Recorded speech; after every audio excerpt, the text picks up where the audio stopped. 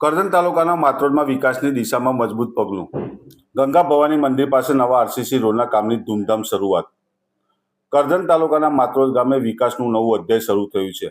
ગામમાં આવેલ ગંગા ભવાની મંદિર પાસે લાંબા સમયથી માટી રોડને કારણે ગ્રામજનો અને શ્રદ્ધાળુઓને અવરજવર કરવામાં મુશ્કેલી પડતી હતી. ગ્રામ પંચાયતની રજૂઆત બાદ કરજણ ધારાસભ્ય અક્ષય પટેલ દ્વારા ગ્રાન્ટ ફાળવવામાં આવતા અંદાજિત 50 મીટર લાંબા નવીન આરસીસી રોડના કામની શરૂઆત કરવામાં આવી છે. ક્ષત્રિય સમાજની કુળદેવી ગણાતા ગંગા ભવાની મંદિર ખાતે આવતા ભક્તોમાં ખુશીની લાગણી જોવા મળી રહી છે. રોડ બનતા હવે મંદિર સુધી પહોંચવું સરળ બનશે અને વરસાદી મોસમમાં પણ મુશ્કેલી રહે નહીં. આ પ્રસંગે કરજણ નગર ભાજપા યુવા પ્રમુખ પ્રણવસિંહ અટાલિયા તથા ગ્રામ પંચાયતના સરપંચ સહિત આગેવાનો ઉપસ્થિત રહ્યા હતા. ગ્રામજનોમાં વિકાસને લઈ ઉત્સાહનો માહોલ જોવા મળ્યો છે.